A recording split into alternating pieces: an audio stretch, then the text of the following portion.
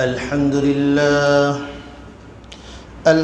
لله نحمده ونستعينه ونستغفره ونعوذ بالله من شرور أنفسنا ومن سيئات أعمالنا من يهده الله فلا مضل له ومن يضلله فلا هادي له ونشهد أن لا إله إلا الله وحده لا شريك له ونشهد أن محمدًا عبده ورسوله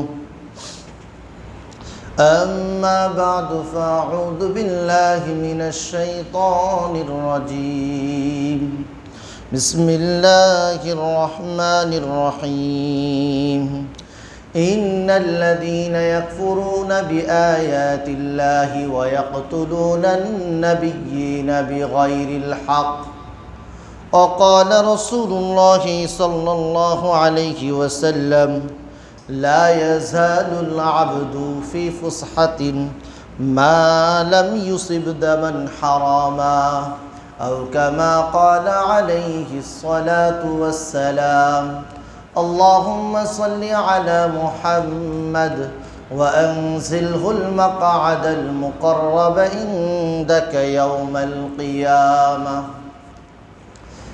আল্লাহ তাআলা আমাদেরকে জুমার নামাজ আদায়ের উদ্দেশ্যে আল্লাহর ঘর মসজিদে আসার তৌফিক দান করেছে। আমরা কালিমাত শুকর আদায় করি আলহামদুলিল্লাহ। আল্লাহ তাআলা পবিত্র কোরআন মাজিদ সূরা আলী ইমরানের 21 এবং 22 নম্বর আয়াতে ইরশাদ করেন, ইন্নাল্লাযীনা ইয়াকফুরুনা বিআয়াতিল্লাহি ওয়া ইয়াকতুলুনান নাবিয়্যিনা বিগাইরি হক। নিশ্চয়ই ওই সমস্ত মানুষ যারা আল্লাহর আয়াতকে অস্বীকার করে, ওয়া ইয়াকতুলুনান নাবিয়্যিনা বিগাইরি হক, এবং নবীদেরকে হত্যা করে হক ছাড়া, ন্যায়সঙ্গত কোনো কারণ ছাড়া। ওয়ায়াকতুলুনাল্লাযীনা ইয়া'মুরুনা বিল কিসত, এবং ওই সমস্ত মানুষদেরকে তারা হত্যা করে যারা মানুষদেরকে কল্যাণের আদেশ দেয়।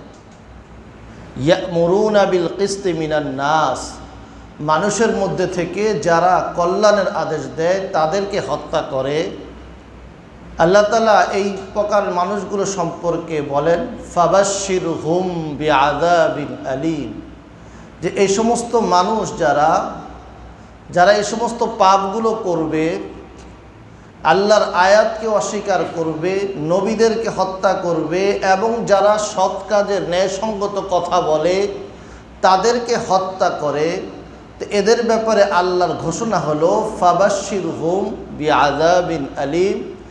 হে নবী, আপনি তাদেরকে শুনিয়ে দেন, সুসংবাদ দিয়ে দেন কঠিন আযাবে। উলাইকা হাবিতাত আমালুহুম ফিদ দুনিয়া ওয়াল আখিরাহ, এই সমস্ত মানুষ তারা যে সমস্ত আমল করে দুনিয়াতে, এই সমস্ত আমল হাবিতাত, তাদের এই আমলগুলো নষ্ট হয়ে যায়। দুনিয়া তো এর প্রতিদান সে পায় না, আখিরাতেও পায় না। ওমা লাহুম মিন নাসিরিন, এবং তাদের জন্য কোনো সাহায্যকারীও থাকবে না।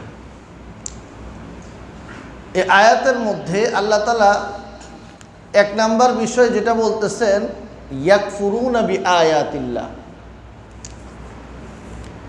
আল্লাহর আয়াতকে অস্বীকার করে। আল্লাহর যে সমস্ত হুকুম আল্লাহ তাআলা দুনিয়াতে মানব জাতির জন্য নবী সাল্লাল্লাহু আলাইহি ওয়াসাল্লামের মাধ্যমে দিয়েছে, এই সমস্ত জিনিসকে তারা, এই সমস্ত আহকামকে তারা অস্বীকার করে। তো অস্বীকার মানুষ দুইভাবে করে, একটা হলো সরাসরি, এটাকে বিল জুহুদ বলা হয়, আর একটা হলো বিল তামাসখুর, অস্বীকার করে সাথে সাথে সে ঠাট্টা বিদ্রুপ করে, অস্বীকার করে। আবার অস্বীকারের ধরনটা হয় ঠাট্টা বিদ্রুপের মতো, মানে আমাদের বর্তমান জমানার শাহবাগী চেতনায় যারা বিশ্বাসী তাদের অস্বীকারটা, তাদের অস্বীকার আর সাধারণ মানুষের অস্বীকার এক না। তাদেরটা হলো তারা যেহেতু চেতনা ব্যবসায়ী, তো তাদের অস্বীকারের ধরনটা হইল ঠাট্টা বিদ্রুপের মাধ্যমে হয়। আল্লাহর হুকুম নিয়ে তারা ঠাট্টা বিদ্রুপ করে, ঠাট্টা বিদ্রুপের মাধ্যমে তারা অস্বীকার করে। তো এই সমস্ত চেতনা ব্যবসায়ী, এবং এরপরে দ্বিতীয় নাম্বার ওয়ায়াকতুলুনা নাবিয়্যিনা বিগাইরি হক, এবং ওই সমস্ত মানুষ যারা নবীদেরকে হত্যা করে ন্যায়সঙ্গত কারণ ছাড়া। নবীদেরকে হত্যা করার অধিকার আছে? তাফসিরে ইবনে কাসিরের মধ্যে আছে, এই আয়াতের ব্যাখ্যার মধ্যে কয়েকটা কথা আছে। তো বনি ইসরাইল তারা তাদের নবীদেরকে হত্যা করেছিল। একটা রেওয়ায়েত নিয়ে আসছে, ওই রেওয়ায়েতের মধ্যে আছে তারা 43 জন নবীকে দিনের শুরুতে অর্থাৎ সকালবেলায় হত্যা করেছিল। আর সন্ধ্যাবেলা ওই সমস্ত মানুষ যারা নবীদের কথাগুলো মানুষের মাঝে প্রচার করত তাদেরকে হত্যা করে, অর্থাৎ নবীদের অনুসারীদেরকে। সকালবেলা তারা করেছে নবীদেরকে হত্যা, আর সন্ধ্যাবেলা তারা ওই সমস্ত মানুষ যারা নবীদের কথাগুলো মানুষের মাঝে ইনসাফের সাথে কোনো রকম বাড়ানো কমানো ছাড়া সুন্দরভাবে প্রকাশ করেছে, মানুষের কাছে প্রচার প্রসার করেছে, ওই সমস্ত মানুষদেরকে সন্ধ্যাবেলা হত্যা করেছে। এটা কাদের অবস্থা ছিল? বনি ইসরাইল। তো যে কথা বলতেছিলাম, তো তারা নবীদেরকে হত্যা করে। ওয়ায়াকতুলুনা আল্লাযীনা ইয়া'মুরুনা বিল কিসতি মিনান নাস, এবং ওই সমস্ত মানুষ যারা ইনসাফের সাথে ন্যায়সঙ্গতভাবে মানুষদেরকে ভালো কাজের আদেশ করে, ওই সমস্ত মানুষদেরকে হত্যা করে। অর্থাৎ নবীর ওয়ারিস যারা ছিল ওই জমানাতে তাদেরকেও তারা হত্যা করেছে। নবীর ওয়ারিসদেরকে তারা হত্যা করেছে। এই সমস্ত মানুষের ব্যাপারে আল্লাহর ফায়সালা হইল ফাবাশশিরহুম বিআযাবিন আলীম। তো এটা কি শুধু বনি ইসরাইলের জন্য? হ্যাঁ, তো এটা তো বনি ইসরাইলের হুকুম ছিল। তো বনি ইসরাইল পর্যন্তই কি শেষ?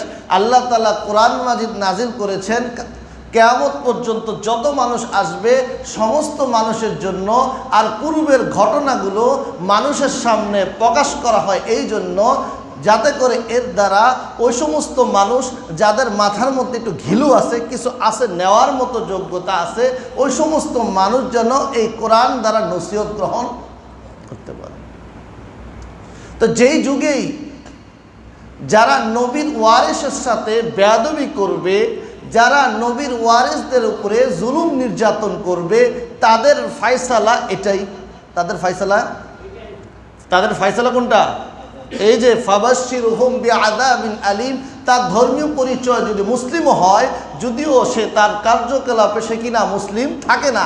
আমাদের বাংলাদেশের মানুষ নিজেদেরকে মুসলিম বলে দাবি করে, কিন্তু সে আসলে মুসলিম কিনা, মুসলিম হওয়ার যে সমস্ত উসুল নিয়ম কানুন আছে ওই ক্যাটাগরিতে পড়ে না। শুধু কি মুসলিম, আমার বাপে মুসলমান ছিল, আমার দাদা মুসলমান ছিল, আমি আমার ঘরের আশপাশের মানুষ মুসলমান, এই ভিত্তিতে আমি মুসলমান নিজেকে দাবি করে ফেললাম আমি মুসলিম। হ্যাঁ, আমি কোরবানির দিন গরু জবাই করি, এরপরে গরুর গোশত খাই, তো মুসলমান মুমিন হয়ে যাবে। গরু গোশত খাইলে তো মুসলমান হয়ে যায়। তাহলে তো আপনি হিন্দুদের একটা সম্প্রদায় আছে যারা দক্ষিণ ভারতের, তারা তো সবাই গরুর গোশত খায়, তাহলে সব হিন্দু মুসলমান। ওই অঞ্চলে সব হিন্দু মুসলিম। তো গরুর গোশত খায়া এটা মুসলমানের পরিচয় না। ইমানের যে সমস্ত শাখা প্রশাখা, যেই সমস্ত জিনিসের মাধ্যমে সে মুসলিম হিসাবে বাকি থাকে, ওই সমস্ত বিষয় যখন তার মধ্যে থাকবে তখনই সে হবে মুসলিম। তো নবী এবং নবী সাল্লাল্লাহু আলাইহি সাল্লামের ওয়ারিসদেরকে, নবী এবং পূর্বের নবীর ওয়ারিসদেরকে যারা হত্যা করেছে, নির্যাতন করেছে, তাদের ফায়সালা আল্লাহ কোরআন মাজিদের মধ্যে বলে দিয়েছে কিনা, ফাবাশশিরহুম বিআযাবিন আলীম। তাদের জন্য কঠিন আযাব, তাদের জন্য কঠিন আযাব। উলাইকা হাবিতাত আমালুহুম ফিদ দুনিয়া ওয়াল আখিরাহ। এবং তাদের যে সমস্ত আমলগুলো তারা দুনিয়াতে করেছে, এই আমলগুলো তাদের দুনিয়ার কোনো কাজে আসবে না, আখিরাতেও কোনো কাজে আসবে না। হাবিতাত আমালুহুম, তাদের আমল ধ্বংস হয়ে যাবে। ফিদ দুনিয়া ওয়াল আখিরাহ, দুনিয়াতেও ধ্বংস, এটা তার কোনো কাজে আসবে না, এবং আখিরাতেও তার কাজে আসবে না। ওয়া মা লাহুম মিন নাসিরিন, এবং তার জন্য কোনো সাহায্যকারীও থাকবে না। তাদের কোনো কি থাকবে না? সাহায্যকারী থাকবে? কোনো সাহায্যকারী থাকবে না।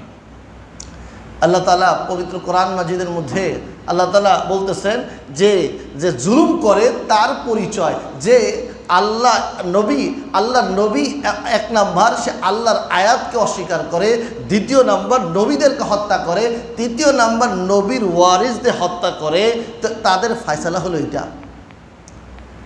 তো এটা কেন করে মানুষ? হ্যাঁ, এটা কেন করে? শখ করে করে কেন করে? এটা হলো মানুষ কয়েকটা কারণে করে। কখনো মানুষ তার দুনিয়াবি চাহিদার কারণে করে, মূল হলো দুনিয়ার আর্থিক লোভের কারণে করে, মানুষ দুনিয়ার ক্ষমতার লোভে করে, বিভিন্নভাবে করতে থাকে। এর মূল হলো দুনিয়া হলো। তো দুনিয়ার যত চাহিদা আছে এই চাহিদা পূরণ করতে যায় মানুষ এই সমস্ত কাজগুলো করে। তো এই যে মানুষগুলো সে জুলুম করলো, নবীদেরকে হত্যা করলো এবং নবীর ওয়ারিসদেরকে হত্যা করলো, এই জুলুম, এই সমস্ত জালেমের অবস্থা কি হবে? আল্লাহ নবী সাল্লাল্লাহু আলাইহি ওয়াসাল্লাম আরেক হাদিসের মধ্যে বলেন, ইন্নাল্লাহা লা ইউমলি লিয-যালিম, আল্লাহ তাআলা জালেমকে ঢিল দেয় না। আল্লাহ তাআলা জালেমকে ঢিল দেয়। জালেমকে আল্লাহ তাআলা কি দেয়? জালেমের জন্য আল্লাহ তাআলা ছাড় দেয়, করো, কিছুদিন তোমাকে সুযোগ দেওয়া হইল, কিছু করে নাও। ফাইদা আখাযাহু, যখন তাকে ধরা হয়, তো এই ধরা লাম ইউফলিতহু, এই ধরার কারণে সে আর কি পারে না, সুযোগ আর ছুটতে পারে না। জালেমকে কি দেওয়া হয়?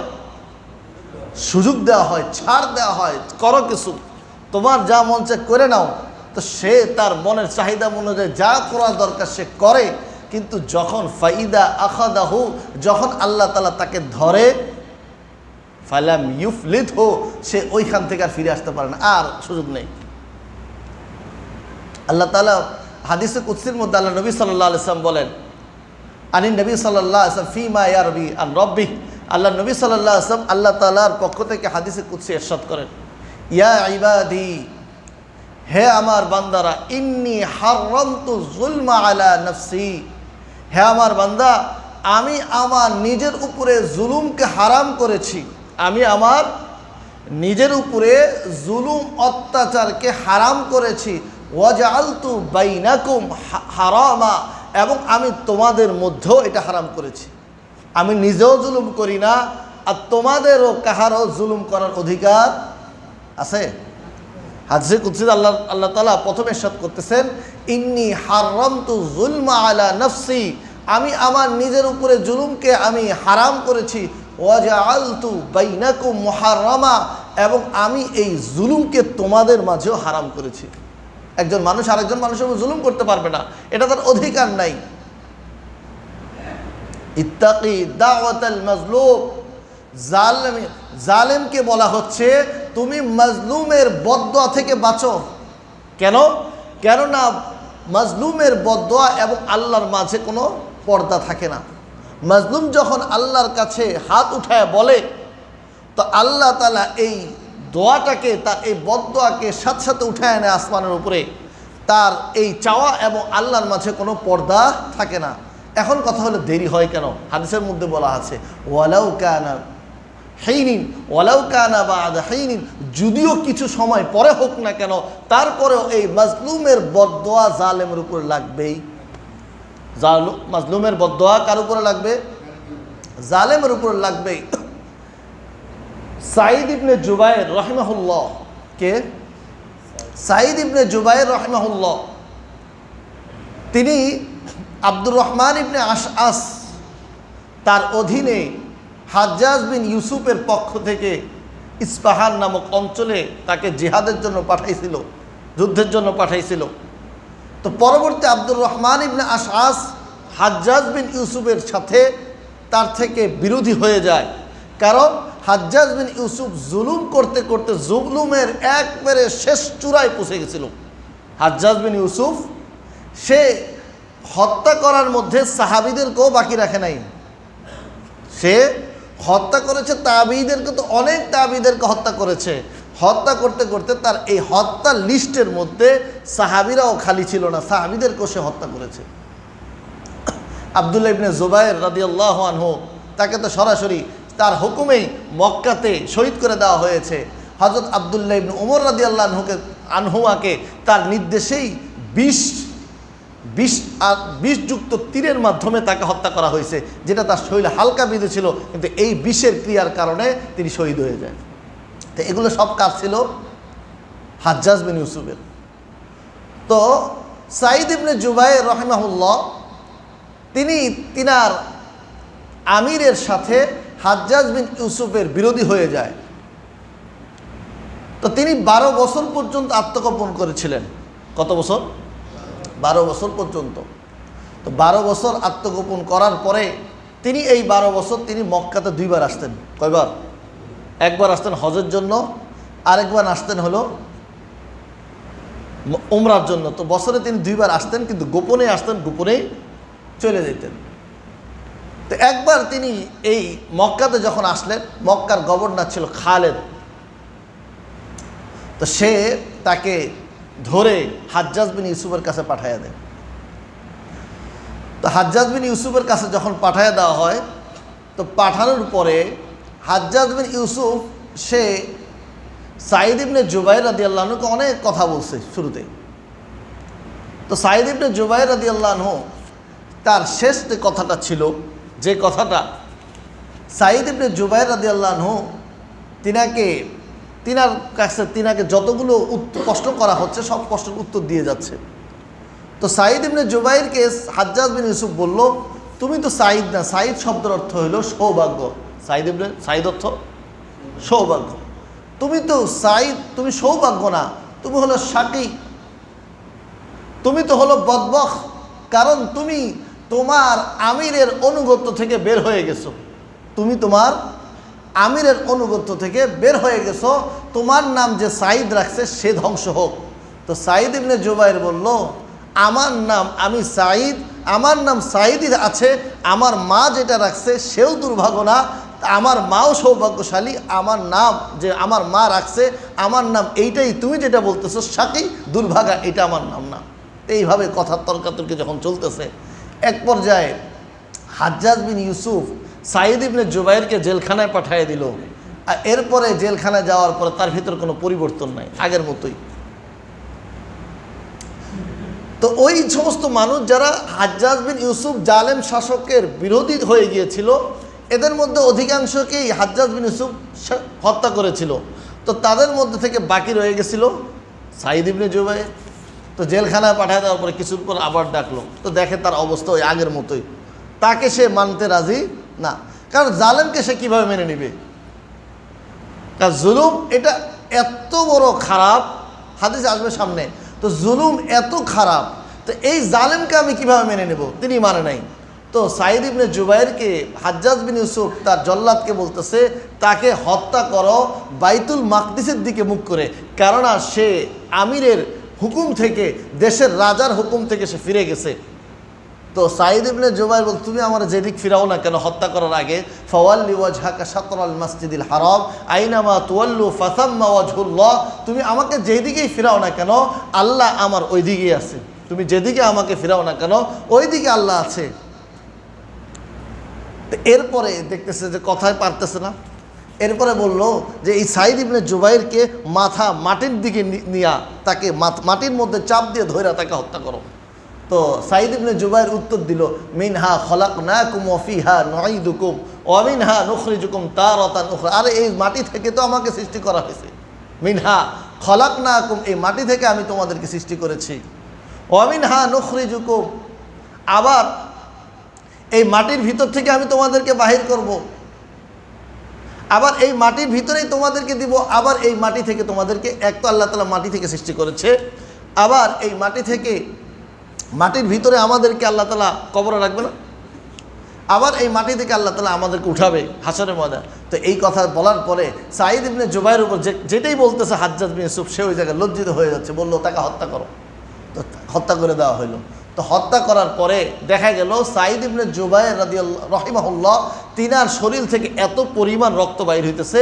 তো ডাক্তারকে ডাকা হইল, কিরে এত রক্ত বাইর হয় কেন? ডাক্তার বলল, সে যখন তাকে তোমরা হত্যা করতেছো, শহীদ করতেছো, তখন তার ভিতরে সামান্য পরিমাণ ভয় ছিল না। তো এই যে সাঈদ ইবনে জুবায়ের রাহিমাহুল্লাহ তিনি যখন মারা যায়, তিনি বদদুয়া দিয়ে গিয়েছিল কাকে? হাজ্জাজ বিন ইউসুফকে। তো রেওয়ায়াতের মধ্যে পাওয়া যায়, তাফসির ইবনে কাসির আল বাদায়া ওয়ান নিহায়া ইবনে কাসির রাহিমাহুল্লাহ তিনার যে কিতাব আছে ওইখানে পাওয়া যায়। এরপরে হাজ্জাজ বিন ইউসুফ তিনি কয়েকটা কথা আনছে, এর মধ্যে সে 6 মাস বাঁচছে হাজ্জাজ বিন ইউসুফ, আবার 45 বাঁচছেন, কয়েকদিন বেশি দিন বাঁচছেন, আরেকটা রেওয়ায়াত আনছে ওখানে 15 দিন বাঁচছে। তো হাজ্জাজ বিন ইউসুফের অবস্থাটা কি? সে যখন রাত্রে ঘুমাইতো, সে স্বপ্নে দেখতো, সাঈদ বলতো, আরে তুমি আমাকে কেন হত্যা করছো? সে কি বলতো? তুমি আমাকে কি অপরাধে হত্যা করছো? এমনভাবে নৃশংসভাবে তুমি আমাকে হত্যা করেছো, আমার অপরাধটা কি ছিল? আমার অপরাধটা কি ছিল তুমি যেই কারণে আমাকে হত্যা করছো? তো হাজ্জাজ বিন ইউসুফ রাতে কি করতে পারতো না? ঘুমাইতে পারতো না। বদদুয়া লাগছে কিনা? লাগছে কিনা? বদদুয়া লাগছে কিনা? তো তার এই অবস্থা। তো জালেম যে আছে, সে যখনই জুলুম করে তার উপরে বদদুয়া লাগবেই, তার উপরে বদদুয়া লাগবেই। মানে হাজ্জাজ বিন ইউসুফ সে চিন্তাই করে নাই এই সাঈদের বদদুয়া আমার উপর লেগে যাবে, সাঈদকে আমি হত্যা করব, কারণ এর থেকে বড় বড় আমি পাপ করে ফেলছি, সাহাবীদেরকে হত্যা করছি, আমি উম্মাহাতুল মুমিনিন উম্মে সালামা রাদিয়াল্লাহু আনহু তার সাথে বেয়াদবি করছি, আমার পাপ লাগে নাই, আমার উপরে লাগে নাই, এই সাঈদকে হত্যা করলাম, এটাই লেগে গেল। তো পাপ যখন কোনো একটা মানুষ করে, তার কোন জিনিসটা লেগে যায়, ছোট হইতে পারে, এই ছোটটার কারণে সে ধ্বংস হয়ে যায়। তো ওরকম সাঈদ ইবনে জুবায়ের রাহিমাহুল্লাহ সে এই তাবি হওয়া সত্ত্বেও সাহাবীর বদদুয়া লাগে নাই সাথে সাথে, কিন্তু কার বদদুয়া লেগে গেছে? সাঈদ ইবনে জুবায়ের রাহিমাহুল্লাহ তিনি ওই হাজ্জাজ বিন ইউসুফ বলে রাত্রে ঘুমাইতে পারে না, ধাক্কা দেয় আইসা, তুমি আমাকে কেন হত্যা করলা? ঘুমের মধ্যে স্বপ্ন দেখতেছে। তো একজন মানুষ যখন রাত্রেবেলা ঘুমায় আর সারাদিন একই স্বপ্ন দেখে, আমাকে কেন মারলা, আমাকে কেন মারলা, তার অবস্থাটা কি হয়? এরপর আর বেশি দিন বাঁচতে পারে না। তো দেখেন, এই জন্য জুলুম এটা হারাম। কে হারাম করেছে? কে হারাম করেছে বলেন?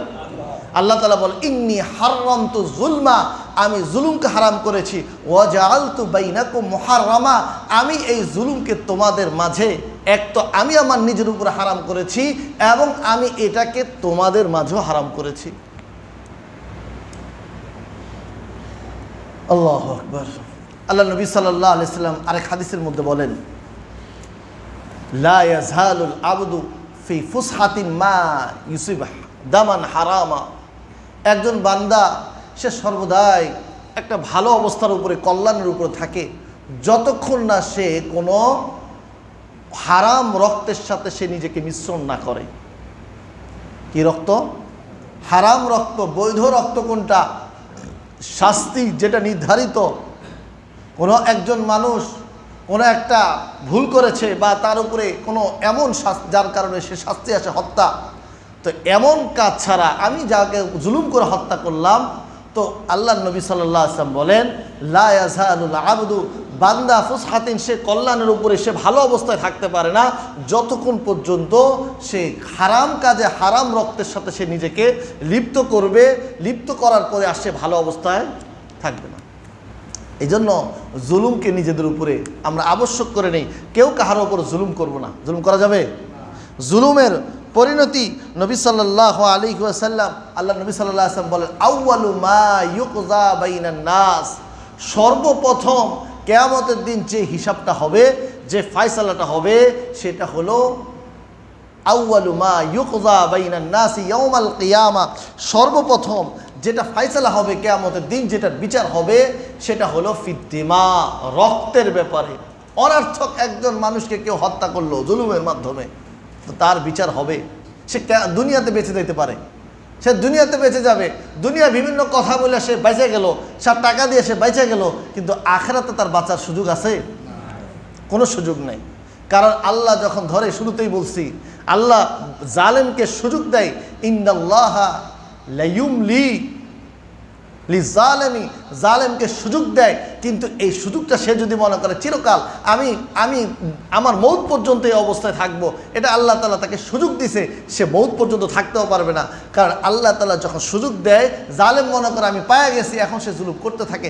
যখন মানুষের গুনাহের বোঝা ভারী হয়ে যায় তখন আর এরপরে আল্লাহ তাআলা যখন ধরে ফাইদা আখাযাহু, আল্লাহ যখন তাকে ধরে লাম ইউফলিতহু, বাঁচতে সে পারে না, ফিরে আসতে পারে না। তো যেটা বলতেছিলাম হাদিস, যেটা বড় হাদিস ছিল, আল্লাহ নবী সাল্লাল্লাহু আলাইহি ওয়াসাল্লাম হাদিসে কুদসির মধ্যে বলেন যে আমি জুলুমকে হারাম করেছি এবং এটা তোমাদের উপরও হারাম। আল্লাহ নবী সাল্লাল্লাহু আলাইহি ওয়াসাল্লাম এরপরে ওই হাদিসের মধ্যে বলেন ইয়া ইবাদি কুল্লুকুম দাল্লুন, হে আমার বান্দারা তোমরা সবাই গোমরা ছিলা,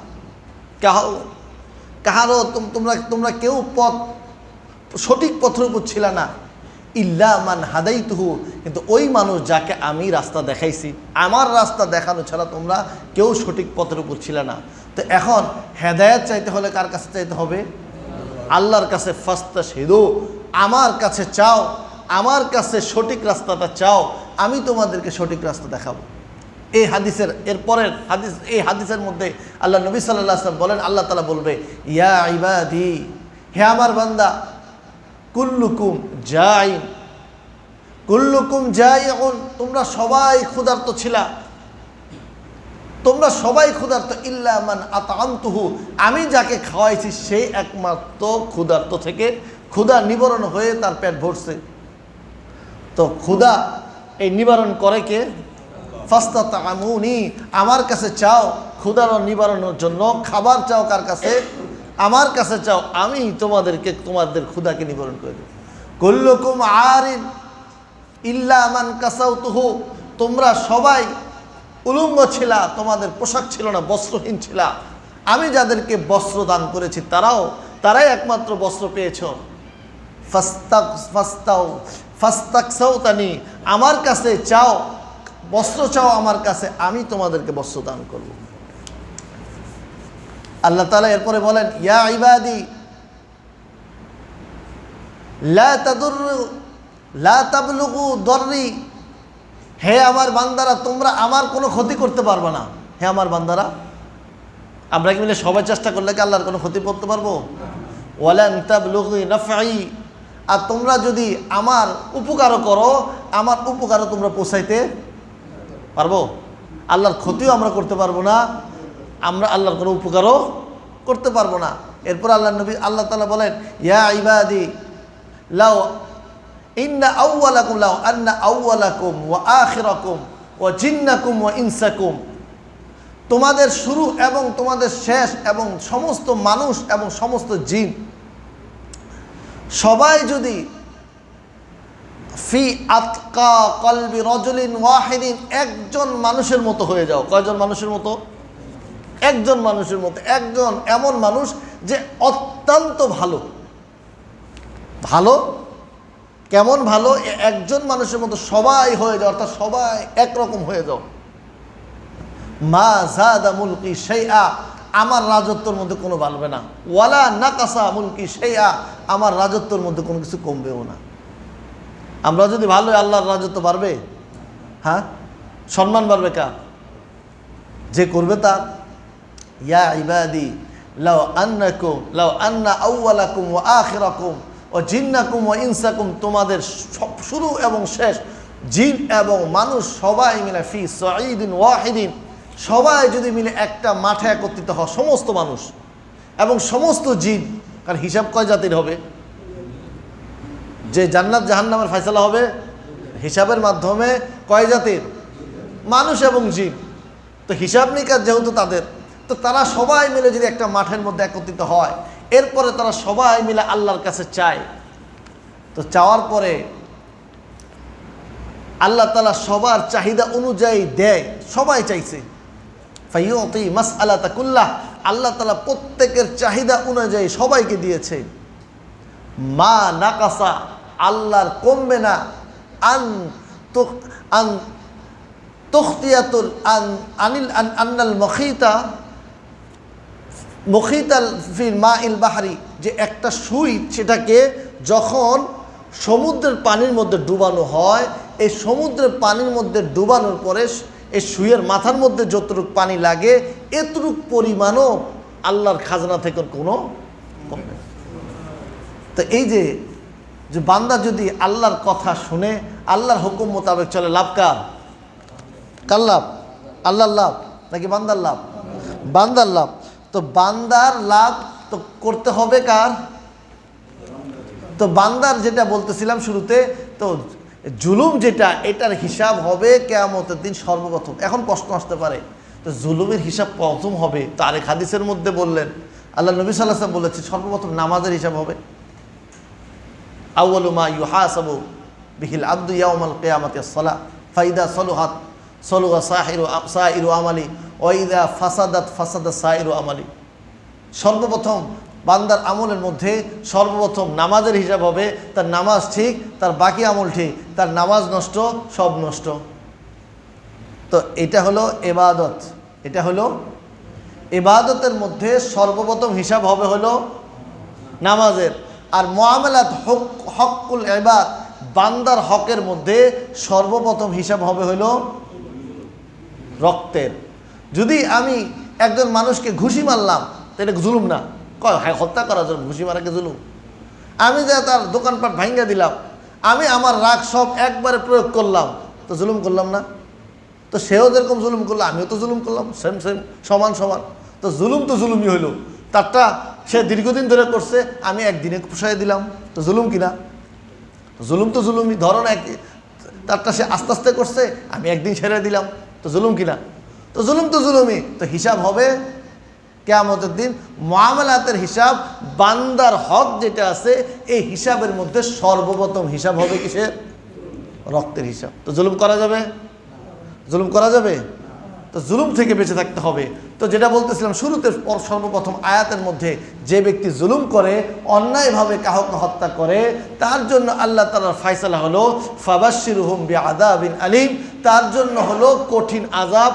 আর উলাইকা হাবিতাত আমালুহুম ফিদ দুনিয়া ওয়াল আখিরাহ, এবং তার যত আমল আছে, সে যত আমল করবে, সে যা করুক না কেন, সে মসজিদ বানাইছে, সে মানুষের মাইরা মসজিদ বানাইছে, তো এই মারার কারণে মসজিদে কোনো কাজ হবে না। সে মানুষের টাকা মাইরা মসজিদে দান করছে, দিনই কাজ করছে, তো কোনো কাজও আসবে না। বিশাল সে মানুষের জায়গা, গরিব মানুষের জায়গা দখল করে এরপরে বিশাল করে 5-10 বিঘার উপরে একটা মসজিদ বানায় দিছে, কবরস্থান বানায় দিছে, তো 5-10 বিঘা কবরস্থান মানে লাভটা কী হবে? সে তো মানুষের উপর জুলুম করে নিছে, আগে লাভ হবে? কোনো লাভ হবে না। উলাইকা হাবিতাত আমালুহুম ফিদ দুনিয়া ওয়াল আখিরাহ, তার আমল যেগুলো সে করছে দুনিয়াতে, ভালো আমল যেগুলো করছে, এগুলো কোনো কাজে আসবে না। হাবিতাত আমালুহুম ফিদ দুনিয়া, দুনিয়া এবং আখিরাতে তার এই আমলগুলো কোনো কাজে আসবে না। ওয়া মা লাহুম মিন নাসিরিন, আর এই জালেমের পক্ষে কোনো সাহায্যকারীও থাকবে না।